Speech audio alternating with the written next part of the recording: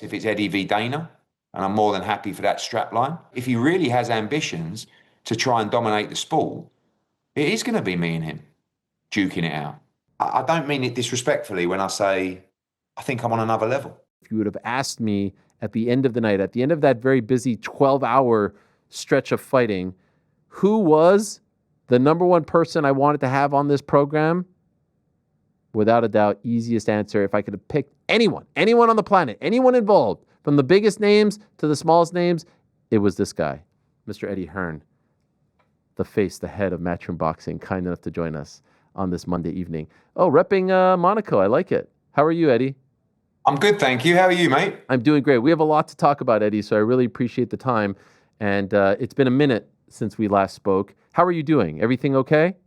Yeah, all good. Okay. A great night. I mean, very busy. You know, a great night in Belfast on Saturday. Historic scenes, crazy scenes. And obviously a great night in Las Vegas as well for boxing. Ben Eubank presser this Wednesday.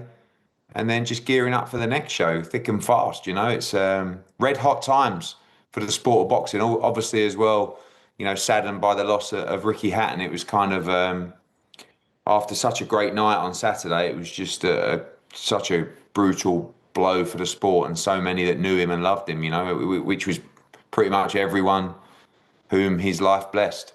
And so I'd be remiss if I don't start there before we get into all the business, so to speak. I know you didn't promote him. He was a Queensberry guy, but obviously you have been in this game for so long and obviously knew him.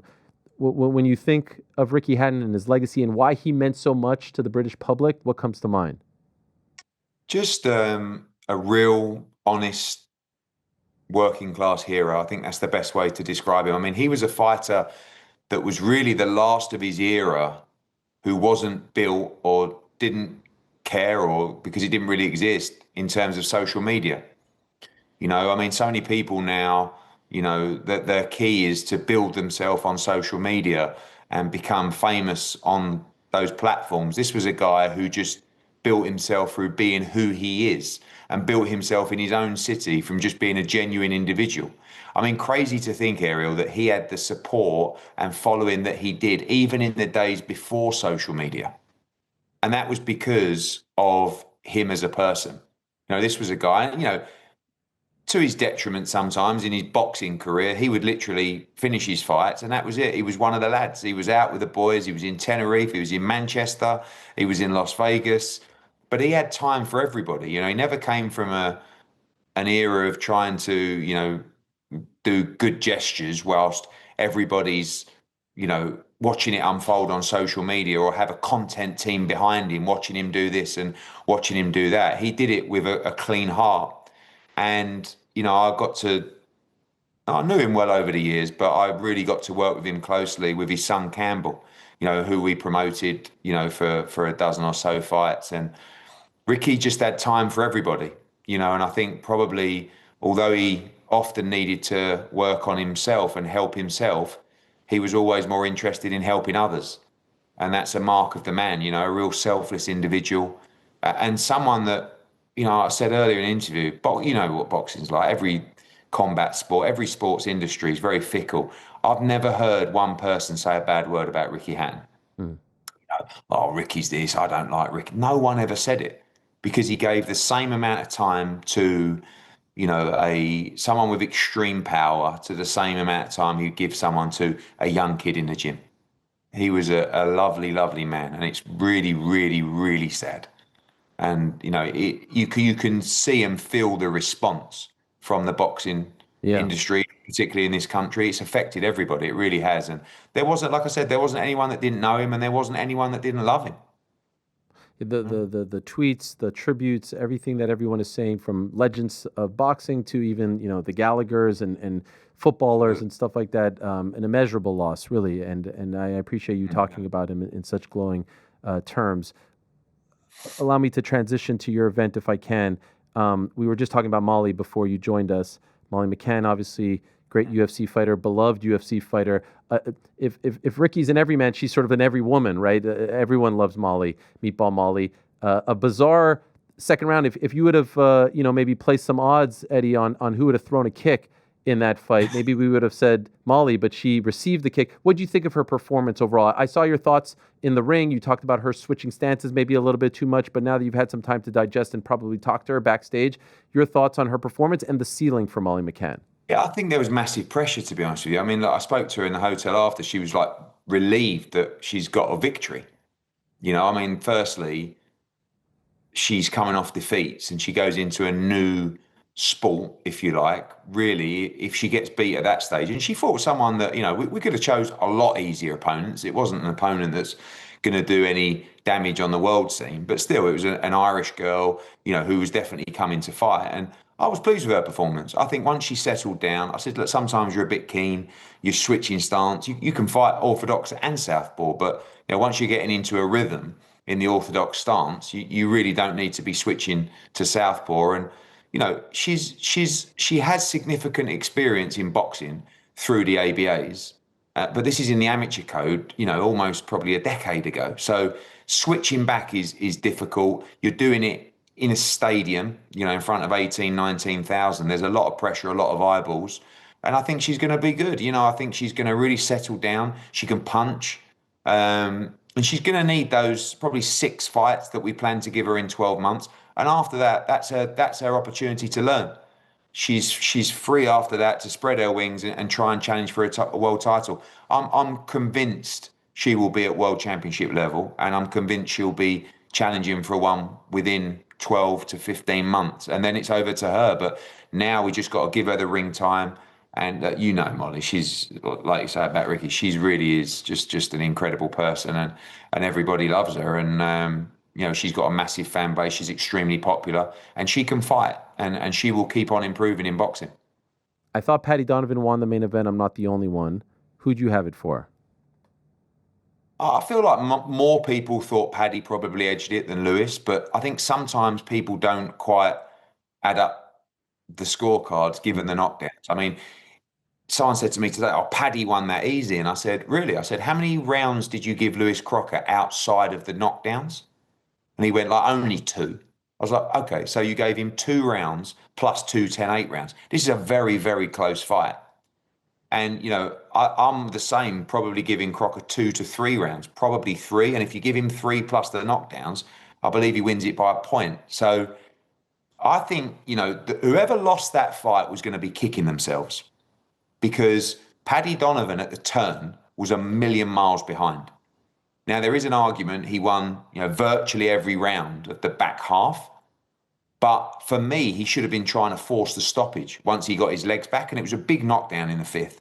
And for Lewis Crocker, if he would have lost the fight, I think he would have been kicking himself for not putting his foot on the gas from the 6th round. That was, like I said, that was a very, very heavy knockdown, 2 10-8 rounds. And I think Lewis was probably coasting a little bit, thinking, look, I'm miles ahead here. But Paddy was dominating the back half of the fight. So, honestly, when the bell went, I had no idea who won. A lot of people were split ringside. Some had Paddy winning by 2 or 3, 4 points. I don't see that at all. I see the winner of that fight by literally 1 point either way. And it could have gone either way. Did you stay up to watch the Netflix card? No. Quite amazingly, I actually went to bed within probably like 45 minutes or an hour of getting back to the hotel, which is quite unusual for me because you're so pumped from the show. But I had an early flight in the morning, and I was quite shocked at how late the fight was, because I think I woke up at 6 or 6:15 UK time, and I went straight to Netflix and put it on. And I think it was round 7 or 8. So I managed to watch the fight from, I think, 8 or 9 through to 12. And I didn't really know where I stood, because you've got the Netflix commentary can be extremely biased one way or the other. I don't think that they had an agenda or anything. And, when I turned it on, the narrative was that Bud was miles ahead. And, I watched 9, 10, 11, 12, and, Canelo was really forcing the pressure, but Crawford was just too sharp and too good. And, I kicked myself really, because I thought from the get-go Crawford would win this fight comfortably. And then just the last 2 or 3 days, I got caught up with the weigh-in and everything. I was like, no, it's Canelo. You know, he's the guy. He's the bigger guy at 68, and I'm not a betting man, but if I was, I would have been kicking myself because, you know, I really felt like Crawford would use his skill to dominate the fight, and that's what he did. Did you go back and watch the whole broadcast? No, no, I haven't. No, Um, no. okay, I was curious your thoughts, but obviously you didn't see it. Is there any part of you that thinks, because we had Terrence on earlier and he's playing coy as to, you know, what his future holds? Do you think he's done, or do you think there's no way he walks away from this? I mean, it's really what you want. I mean, he's what, 38 now, is he? I mean, you know, he's 37. definitely, you know, Canelo. Oh yeah, 38, 37. and Canelo's 30. Yeah. 38, yeah. So no spring chicken. And you know, he's the thing is with Crawford is his CV has never allowed him to achieve what I think he could have achieved if he had better dance partners. I mean, before the Canelo victory, like he always says, you know, to me, he says, my best win was Ricky Burns, who was our fighter at 135 pounds. But he's never really beaten a lot of true elite guys and champions, even though he has all of the ability to beat them. Like I rate him as a generational great fighter. And I feel like the Canelo fight was the first flagship fight, maybe Spence, but I think Spence was slightly damaged goods in that fight, where he could show his true greatness. And the greatness wasn't that he just beat Canelo Alvarez. The greatness was that he went from 135 all the way up eventually to 168 and dominated the fight up there as well. So he's a guy that can hang with any generation of talent. You know, Floyd Mayweather, you know, even the four kings of you know, that period with Leonard, Hagler, Hearns and Durant. You know, he really is a superb fighter with a tremendous IQ. And you know, what's next? I mean, the only kind of division he hasn't ruled is 160, if you like, in between the 54 and 68. I'm biased, obviously. The fight that I believe is the best fight in boxing right now for him to be involved with is Jerome Boots Ennis. I really feel like these guys are quite similar in terms of their skill levels. And I think that Boots is actually the guy to take over from Crawford moving forward. I mean, Boots is just 28 years old. You know, Crawford is 38 years old. So, but if Boots wins on October the 11th, he becomes the mandatory challenger for Terence Crawford's 154-pound title. I know that it's unlikely we'll see him return there, but for me, there isn't really any challenges for Crawford at 160 majorly. I mean, Janibek's a great fight, but I don't believe he's going to take that fight. But he may choose to go there to try and win another championship. And I don't know who's there for him at 68, if I'm honest with you. I mean, Crawford he's all about fighting for money now. And obviously he's had the Errol Spence fight, even the Matchroom fight was extremely well paid for, and obviously probably received a massive paycheck on Saturday. Who's going to deliver him that kind of money again? You know, and I don't see a lot of mega fights. I mean, I heard a lot of people talking about Dimitri Bivol at 68 or maybe even 75. I mean, Bivol's obviously our guy, and Bivol Crawford is an unbelievable fight. But, you know, I think it's going to come down to money, and it would be a great way to bow out. But he also proved that he's still got plenty in the tank because it was a great performance. There was so much to take in and digest over the course of the week, but to me, the most interesting story of the week, and I'm not gonna pit it, Eddie, as Eddie Hearn versus Dana White, but it was Eddie Hearn and Dana White, because you know what's going on here. There's competition, but both of you continue to preface your comments with compliments. But there's something that we've never seen with you guys. Like we just did a whole 30-minute breakdown on every single clip of you guys talking about each other last week, and there was a lot of passive aggressiveness there. There's something going on here between you two. And so, can I ask, what is the state of your relationship with Dana White right now? No, honestly, our relationship's good. Like, I've never had any kind of falling out with Dana. I can't stress enough the respect I have for him. I've done it on this show many times before. I feel like he is, you know, I mean, certainly the greatest MMA promoter and arguably one of the greatest combat sport promoters of all time. The business that they've built is absolutely incredible. The team of people they have there are first class. But you can't expect me, a guy who's extremely competitive, to not want to roll up my sleeves and see who is the best in boxing, because I believe I am the best in boxing. I mean, we're the only global promotional company in the world, and I believe I'm head and shoulders above everybody as a promoter. Call that delusion, call that arrogance, or call that the truth. But that's what I truly believe. And, I'm excited to cross swords with Dana. There'll never be any disrespect, if I'm honest, and I'm not. You're never going to see me slagging him off or talking down about him. I'm excited by the challenge because I think it's a real challenge. I don't expect Dana and TKO to come into boxing and just sit in the corner and deliver some decent numbers for shareholders. I think they're going to want to have a presence and try and dominate the sport. It's the ego that they all are blessed with. So yeah, I think people like it, and it's good for me in many ways. It's good for me personally to have that competition. It's good for my profile, I guess, if it's Eddie v Dana, and I'm more than happy for that strap line. But it probably will be. If he really has ambitions to try and dominate the sport, it is going to be me and him duking it out. And I don't think that's bad for boxing, honestly. And he probably believes that he can dominate boxing, dominate me, dominate everything. And I feel the same. So you've got two guys with a lot of ambition, with deep pockets and big egos. So in a pleasant way, let battle commence. When you hear the things that he says, two out of the three biggest fights, I will have the only deal. No one has. The Zone does some fights, but no one has a deal like I'm going to have. When he talks about these things, when he talks about coming in and changing boxing, you take it personally, right? No, because he has to think like that. He's a winner. He can't come in and go, I'm not sure whether we'll be successful in boxing, or we're going to give it a good go. He's going to do exactly what I would say. Look at me when I got my DAZN deal. I came out bullet. I mean, I look back now, I think I might have even got it wrong, but it's the only way I know. We're coming to dominate. We're coming to take over. We're coming to put everybody out the game. And it's taken us 5 years to get in a dominant position in America. Right now we sit as the boxing promotional company that has the biggest budget currently in boxing in America.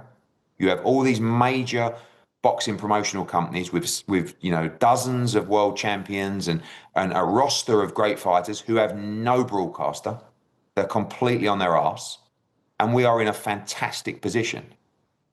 So, I think that when he talks about he's delivered two of the biggest fights of all time, I mean, if you really want to come into boxing and call Mayweather-McGregor one of the biggest fights of all time, please. It was an exhibition. It's not a fight. And by the way, Crawford-Canelo was not Dana White's fight. It was Turki Al Sheikh's fight. And he was invited to be the promoter. Well done. Good. Well played. I'm sure you made a few quid. But let's not get it twisted. The work that Turki Al Sheikh has done in boxing has paved the way for Canelo Crawford. Without Turki Al Sheikh, Canelo v Crawford never would have happened. In fact, it wouldn't have even been a fight that Dana White would have even considered or thought of making. So, well done to Dana, well done to TKO. But let's give the credit of Canelo Crawford to Turki Al Sheikh, the man that truly paid up for the fight. The man that truly had the vision for two generational greats to meet in a ring. Because I didn't believe that fight could get made. He went out and made it. And yep, Dana turned up and sat in the front row and went to the press conference. But, if you're taking credit for Mayweather-McGregor and a fight that ultimately someone else paid for, there's a long way to go. Do you think they'll be able to coexist? Who? Turki and Dana. Working with Turki Al Sheikh is a wild ride. And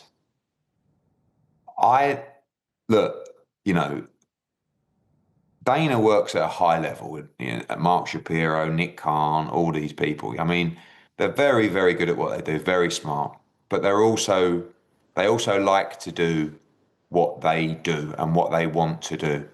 And Turki Al Sheikh, I'm just being straight. He doesn't really allow you to do what you want to do. He does what he wants to do and you follow. And I've learned over the years of working with him, you know, your advice mainly falls on deaf ears, but I've also learned that he's definitely not an idiot. He's a very smart guy. And there's a method to the madness. But the traditional ways of going on sale through tickets or announcing the press conference or even announcing the fight is just not the traditional way with him. And I think they're going to clash. But money's money, isn't it? I mean, you know, it depends if sometimes you're prepared to keep your mouth quiet and do as you're told. I am. Are they? I mean, that's the difference for me. You know, I feel like sometimes I know what side my bread's buttered on. You know, and I'm not too proud to say sometimes I will do as I'm told with these guys because it's a massive opportunity for my fighters, for the sport, and for our business. I don't always agree with what they do. And by the way, I won't keep my mouth quiet. I'll tell Turki and I'll tell the team around him that I think you've done it wrong. Whether they want to listen or not, it doesn't really matter. But let's be honest, look at the progress that the sport has made since his involvement. You know, everybody's been better off in the sport of boxing. The fighters, the broadcasters, the promoters, the fans. So, you know, I don't know. I don't know enough. I don't really know enough about those guys to see if they can stomach it. But it's different. It's very, very different. It's fun. It's tiring. You know, I mean, when you wake up in the morning at 4 o'clock in the morning and you've got 6 missed calls from Turki and 3 text messages going, why aren't you picking up the phone? It's not for everybody. When you say it's been great for the fighters, the fans, the broadcasters, you can add the media to that as well. Mm-hmm. Credit to you, credit to Frank Warren, credit to you do media with everyone. Sometimes we've joked that maybe it's too much of you with all these websites, but you answer questions and you don't shy away from them. I wish I could say the same. The old Dana White did that. The new Dana White, not so much. Doesn't have to, although this past week you did see him do a lot of media. That interaction at the press conference was quite telling because I thought they were legitimate, fair questions, and he viewed them as being an asshole and showboating. When you saw that interaction, because you know all these characters, you know the boxing media, what did you think? I mean, look, firstly, when you're taking the floor, you know, questions from the floor, which is something that sometimes we do, sometimes we don't, because after the press conference, I will do every outlet individually, basically, for 3 hours after. I don't really take questions from the floor. I allow them to ask them questions to my face away from the press conference, which enables them to ask a broader range of questions. So I have to be honest that, you know, the pressing of that question, whilst it was a very good and valid question, is not necessarily relevant to the Crawford Canelo fight. The issue is that Dana doesn't do all those interviews. He doesn't give the media access like that. So when they get the open floor, they want to have their opportunity to ask the questions that people want to hear. The issue is if was it Sean? I think Sean Zittel from Yes. Fight Hype. If I'm Sean Zittel, I'm now firing in the email to go, well, you said in front of the world to come and talk to you and question you and do an interview with you. When would you like that to take place? You know, I will say as well, Ariel, you know, that they are a stock listed company. It's not for me, you know, I've got nothing to worry about saying nothing to, it's on me, right? You know, when you have a company that size, I think corporately you do have to be a little bit more careful. And although, you know, I think Dana's pretty good and honest in most of his replies, he's pretty straightforward and blunt. But this is a very sensitive topic when you're talking about the Muhammad Ali Act. I mean, you know, not knowing the full details, the way it's being reported is that TKO are trying to have the Muhammad Ali Act altered or abolished, which is an act designed to protect the interests of the fighters and to make sure ultimately that they aren't taken advantage of.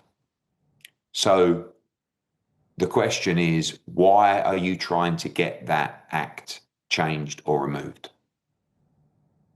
And the strange thing about that act is that on every show, you have to declare to the fighters on the card the revenue of the event, which is quite unique. I mean, very unique. You imagine that you've got every fighter on the card gets to see the revenue of the show. And clearly, there isn't really a problem with that in the boxing world, because a significant proportion of the revenue is paid to the athlete, the talent, the fighter. So maybe when there's a bigger TV deal, the split of that revenue is not paid accordingly probably with the tradition of the industry. And I don't think they're going to go with the tradition of the industry. I think they will think that fighters are overpaid, because they are in relation to the UFC and MMA talent. So how is the model going to make the money they need it to if that percentage portion of revenue is given to the talent? And you won't know what that revenue is without the Muhammad Ali Act. So I would love to see the sit-down interview between Sean Dittel and Dana White. I hope that they can do it. It'll be great viewing. But they don't really need to do it. That's the reality. I mean, when you're going into a new market or you're trying to establish yourself, you want to sit down with the outlets and you want to talk face to face with fans and tell them what your mission statement is, what you're trying to deliver in the sport to the fans and for the fighters. They're not interested in that. They don't want to put their point across. They don't want to canvass, the strategy in boxing. They just want to say, we're going in there, we're going to dominate, we're going to have a massive TV deal, we'll do whatever we want. That's it. And maybe, again, boxing is a very strange world that there is that access, Ariel. Like you can effectively turn up and get accredited to fights. I mean, I'm literally going down a row of people, probably 70 or 80% I know because they're big outlets, but the other dozen people I'm talking to, I've never even seen them before. It's a new outlet here, but you've got to give people their opportunity. Every Kugan Cassius, every Charlie Parsons, every Sean Zissell, every Fight Hype started as a startup channel at some point. And you've got to give these guys the chance to get access because they're there to support the sport as well. Would you benefit from the fact that the Ali Act gets abolished? Would you like for this to happen? I mean, I've never once thought, I could really do with getting rid of the Muhammad Ali Act. I do find it quite fascinating that you're disclosing the revenue of the show to the fighter. But if you haven't got anything to hide, I don't see why that's really a problem. I mean, the margins that we work off are, I think, and clearly fighters think as well, because they've never had an issue. No one's ever looked at the numbers on the show and gone, oh my God, I can't believe how small the purses are in relation to the revenue of the show. So we haven't really got anything to hide. So I've never, I must admit, when I started working in America, I was quite astonished that does happen. But at the same time, it doesn't bother me because I think what we do is extremely fair.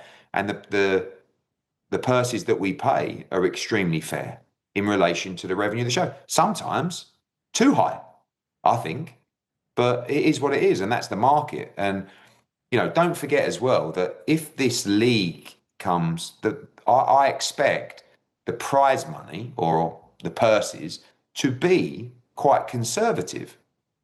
Yet, what's the TV deal? I mean, you just said there, we're going to come in, do a massive deal. It's going to be bigger than anything before. Yet you might be doing a league where, that doesn't even, that whole card doesn't even cover the main event of a standard show because of the cost and the market rate and value of purses for championship fights. Does that make sense? Mm-hmm. So, and that's probably what it smells like to some people. But I don't know what the league, I mean, it's been a while now since it was announced and I don't know what they were talking last week that it's more like a contender series, is it, or something like that. And, I never said I think Dana said in his interview, "Oh, Eddie Hearn said it's going to fail." I never said it's going to fail, and I'm sure it's going to be a big success. I just don't think it's going to change the sport. I think fans want big fights, championship fights, great 50-50 fights. Can we build stars in a league format? Yeah, I'm sure they can. I'm sure they can build stars anywhere, but it's not changing our strategy. And, we're very focused on the continued global expansion. He said in an interview last week that they have already 70 to 80 fighters under contract. Any fighters that, had a fight left with you or at the end of your contract that you want to say where you were now looking at negotiating against them? Did you hear of anyone that was once on your stable? I know probably half a dozen to a dozen fighters that have signed with them. And there've been a lot of fighters that are, we've been looking to use as opponents, in the third, fourth fight down, and, good, exciting guys who will fight anyone. And I'm sure there'll be some undefeated guys as well. But I think they want, and I don't think it's a terrible idea. I think they want talent that are prepared to fight anybody. And you're not going to get that from elite talent that are trying to strategically maneuver a career up the world rankings and are also receiving significant purses as well. I think these guys are going to want people to come in and say, "Yeah, just tell me who I'm fighting, and I'm up for it." And that's going to be exciting as well. I'm not knocking it, but it's just very different. Do you think there'll ever be a point where Turkey only works with them? My gut feeling, no. But who knows? Who knows what the future holds? Who knows what the long-term strategy is for Turkey al-Sheikh and Saudi Arabia? I mean, they've brought some tremendous fights to the kingdom. I think with Turkey, one thing that people don't realize is, I mean, he's ruthless, but he also has a extreme passion for the sport of boxing. He really cares about the sport. He cares about the fighters. He's got a tremendous engine, of work that he gets through. I mean, don't forget, boxing's only a small part of Riyadh season. And, but it's definitely the thing that he has the most passion for. And Turkey will do what he wants to do. And I'm not sure whether he'll exclusively align himself with anyone, if I'm honest, because I think he likes working with a number of people. And I think he wants to keep people on their toes. And, I think that he likes to have that versatility to do different stuff. You've got Riyadh season, you've got ring cards, you had the Underdog series the other night, which is just launched. You've got Ben Eubank coming up as well. You've got the league. So I don't know, unless he just decides to focus on one thing particular, I fully expect to continue working with him. And I think if you've got a roster of fighters that are of a high quality and a high level, he's going to want to work with you. But our business, Frank Warren's business, all these people, but they were going great pre-Riyadh season. They're just going better now. And, it's been an honor working with these guys. And I think that, for me, if I didn't like working with him, it would be very different. But I do. And I think he's very funny. I think he's got great energy. Will we fall out? We fall out all the time. All the time. But it's quite brief and it's quite fast. And he'll be over for the Ben Eubank presser on Wednesday, and we'll catch up with them and see what they're thinking. Last question on this particular topic, and I'll just sort of re-ask a question that I asked prior. As you said, you're competitive and you're a proud guy, and you've invested and devoted your life to boxing, your father as well. And by the way, I do want to urge everyone to check out your series that premieres on Netflix this Wednesday. About that particular, there it is, Matchroom, The Greatest Showman. Can't wait, and very excited that it's airing here in North America because I saw it right under the module. I thought it might be a European show, so this is very exciting stuff. Very, very much looking forward to that. The reason I asked if you're taking it personal is because you live and breathe boxing. There's a level of hubris on that side of the fence that is like, I'm going to come in here and I'm going to show you guys what's what. And I did it there. And you see Max talking about how he's the savior and all this stuff. There's got to be a part of you that's like, no, you're not. Right? Like there has to, like you're defending your turf. That's the way I'm reading it. Am I wrong? I mean, I saw it all. I heard it all. And You know, I like Canelo's comments particularly, but I can't tell you that I listened to anything that was said, and you know, the stress levels went up and said, no, you're not, I'll show you. I mean, it's just, you know, I don't mean it disrespectfully when I say I think I'm on another level in boxing. You know, you can see that on the deliverance, you know? Like when Dana delivers his UFC stuff and his MMA stuff, it's the same kind of passion that I probably have inside for boxing. I can't go into MMA and just deliver it in the same way. You know, whether you think that you've got a history in the sport, it's just not the same. It's 24/7, 365 days a year. Live, breathe, boxing. I mean, I don't know. There's nothing I don't know about my fighters' careers, the opponents they've faced. You know, BoxRec is the king of my browser. I've been sitting, watching, learning the sport for 40 years. And, you know, it's different. When you come into that territory, but what they do have on their side is very smart people and excellent contacts to deliver significant TV deals for a lot of money that would enable them to be successful in the space. And as I've said before, they will not be successful in the space. They're too good. They're too smart. And like I said, Eddie v. Dana, Dana v. Eddie, there's nothing personal about it. I just love the sound of it. I mean, even since I saw those interviews, I can't tell you the level that it's sort of just buoyed me to. I'm buzzing. You know, I'm getting up. I got up early this morning. I mean, it's nearly 11 o'clock here now. I've got about another 3 interviews to do. I've done about 40 interviews today. I thought this was an exclusive. I thought we were. No, Oh, don't be okay. silly. I always do you last, Okay. right?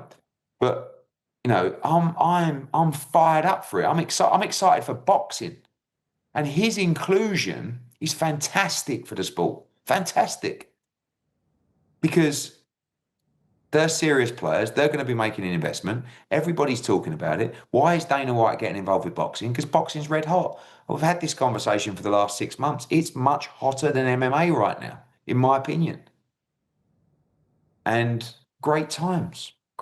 So yeah, I mean, I'd be shocked if you saw me over the next 6 months slagging off Dana White, because I always treat people how they treat me. And I've told you dozens of times, he's been fantastic to me over the years. You know, I've never asked for it. He's always been extremely hospitable. We've got on very well. I think we'll continue to get on well. But I do think it will be a rivalry that will be great for the sport. And you know, we're both fairly young men. Hopefully, we've both got a lot of time left in the game, and I'm up for rolling my sleeves up, working harder than ever, and competing. And I look forward to it. Okay, a couple more, and then I'll let you go. Thank you for this very much. You said maybe 10 minutes ago, when you came in with DAZN, there's maybe a few things in retrospect that you got wrong. I rarely hear you say that, you getting something wrong. What were you referring to there? I just feel like, you know, we signed a $1 billion deal over 8 years, right? And it was a massive, massive deal. And sometimes I think to myself, could I have gone in quietly? You know, spoke quietly to fighters, tried to build the stable, or was it right to sit there at the press conference and say, this is the biggest deal in the history of boxing. We're here and we're going to completely take over the US market? You know, I don't know the answer to that. All I can ever tell you is that was me. And that was me being me. That was me being real. And I can't change and I can't fault myself for that. But maybe now with a bit more experience, maybe I could have done it a little bit differently. The issue that we had was we launched with a new brand, a new broadcaster that no one could even spell or pronounce, let alone, you know, has watched before. And, you know, I was joking today that, you know, I was sitting down with fighters. I remember, you know, a meeting with Mikey Garcia, and he says, so what is an app? I'm like, oh man, and you got Heyman telling these guys, you're getting double, but are you going to throw your career away by fighting on some app streaming? What is that? And I'm saying that I truly believe streaming is the future of live sports. And a lot of those promoters, who joked and laughed about the platform and what we were doing. I mean, some now have no broadcast deal, and many are writing to that platform and asking if there's any chance they could get a TV deal or dates.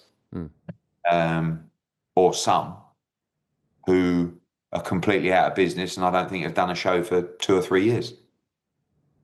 So I have to be honest, I'm really proud of what DAZN have done. And DAZN is something quite personal to me as well, because there's a lot of great promoters on the platform and the content is second to none. But it's been 5 odd years of really hard work to build to this position. And I've given a lot to the platform. I've pushed them a lot personally. I've gone above and beyond to help. And their success is not all down to me and Matchroom, that's for sure. But I am, I truly believe I have to be up there as one of their great ambassadors because I believe in the product. I've always pushed the product, even when people were talking down about it, even when people were laughing that, dead zone and now it's sitting there as a extremely profitable part of their business, fantastic numbers in all key markets, and a schedule that has never been seen before in the sport of boxing. What are the chances Ben Whittaker's next fight is under the Matchroom umbrella? Well, we'll have to see. I mean, I think, for me personally, we won't get involved with a fighter that's not contractually clear. I think Ben Whittaker is a fantastic talent. I think he has it all. I think that he is probably has all the potential to be one of the big stars or biggest star in British boxing. And I think he's a guy that can make significant noise globally as well. And we have the opportunity to do that. I mean, obviously our relationship with His Excellency, but more so the ability to fight him on major cards in major cities in the US. And I look at someone like Ben Whittaker and go, that's easy work for me. Easy work. I can make you 10 times bigger than you are now. So if he was a free agent, I would be extremely interested to talk to him about his future. And I like Ben a lot. He was actually very close to signing with us. I'll actually tell you a funny story. I don't even know if this has been told. I'm sure it's not.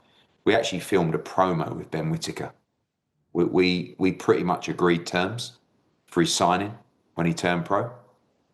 And at the death, Boxer came along and pulled up some extra cash and he went with them instead.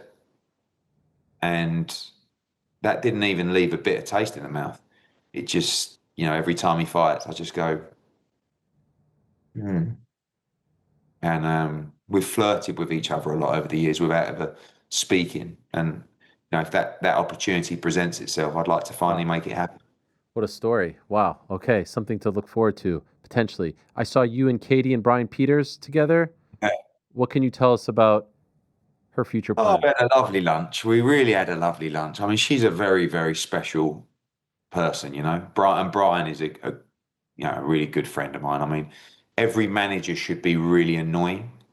And Brian and Sam Jones, two really annoying people that just call you. But that's their job, And we just kind of sat there and had dinner we're in a place called Carlingford in the middle of nowhere in the Republic of Ireland. And we just talked about the whole journey. And it's just the most special journey. We talked about her fighting again. We talked about what's left, what on earth is there to tick off any kind of box? And the answer is we just don't know. I think time will be the key decision maker in the process. And she's definitely not going to fight this year. I think any fight would be spring, summer of next year. Look, a Croke Park fight, I mean, we've talked about it for forever, haven't we? But that's definitely, of course, something that would still be of interest to her. She may never fight again. you know.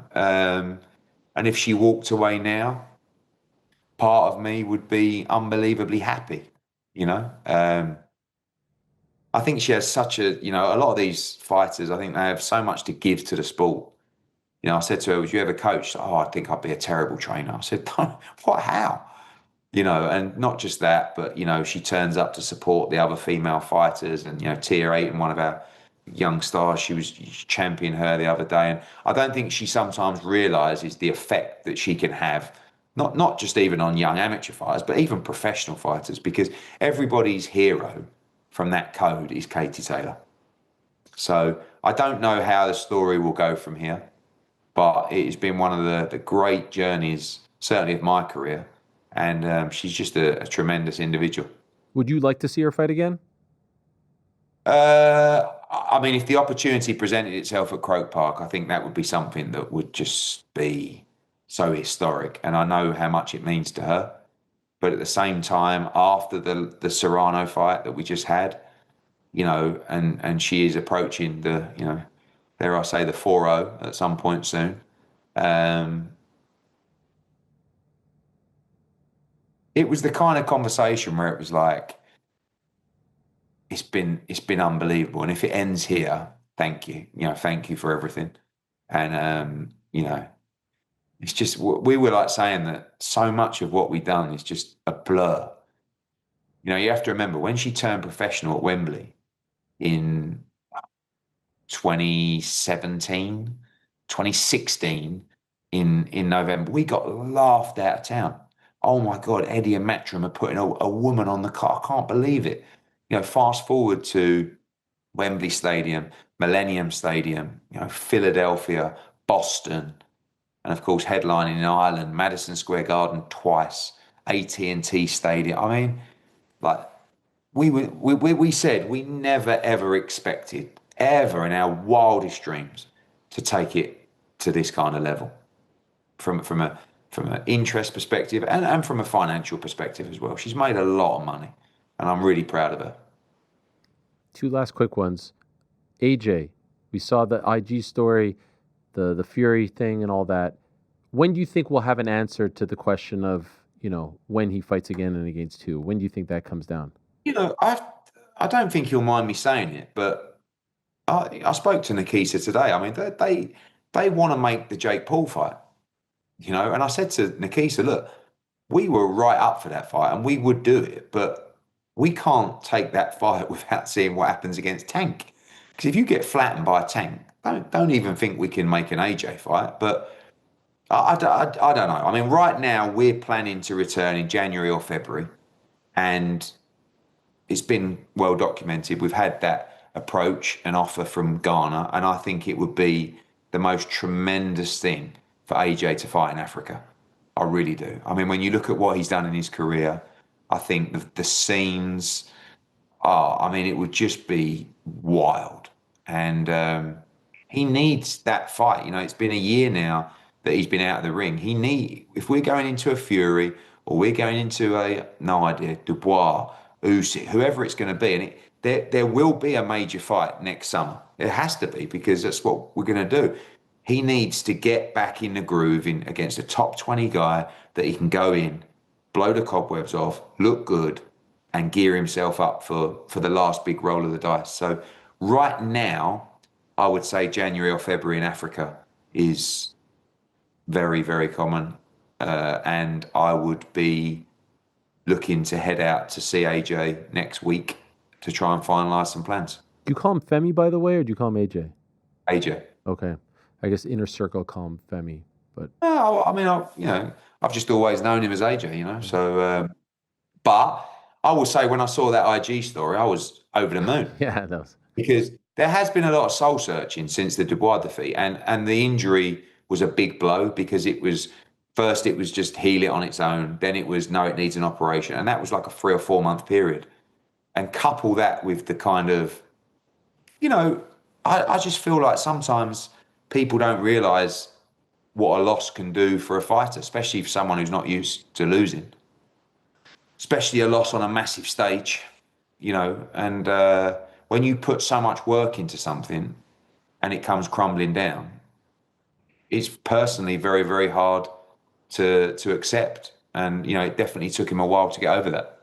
Okay, last one. You announced you won't be at the press conference on Wednesday for Ben Eubank Eric, 2. you know me better than that. You know me better than that. I mean, this is so funny. I mean, I was actually quite pleased that I pulled Chris Eubank Jr.'s plonker with it. As if Eddie Hearn is not going to a press conference for the biggest fight of the year. Never, ever, ever in a million years. I mean, I doubt I'll be able to get a word in anyway, but I'm never not going. So roll on Wednesday. I'll see Mr. Eubank there, and we gear up for Eubank Ben 2. It's going to be a great fight. The first one was one of the best we've seen. And, despite our differences, I respect what they both did, but I respect what Junior did in that fight because he had to show a lot of heart, and it was a brutal, brutal fight. And they're ready to lace him up and do it again. Okay, so for the record, he took the bait. He tweeted, "You're a smart man, Edward. If you show your face on the 17th, I'm going to just embarrass and expose you again. If I was you, I wouldn't come to my press conference either. Breaking news, you will be there." Of course. That was Coogan saying, well, what do you think? I said, I'm not going. And then it just blew up. Wow, Eddie's not going to the presser. I was like, guys, you know me better than that. Love it.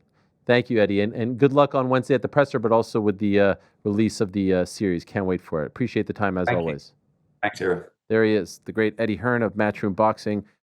Thanks for watching this video. Before you go, if you haven't already, hit that subscribe button for us. Also, give us a thumbs up, leave a nice comment. These things go a long way. And while you're here, do check out the rest of the channel. We've got live shows and full interviews, clips, and a whole lot more. We're doing big things here, and we appreciate your support very much.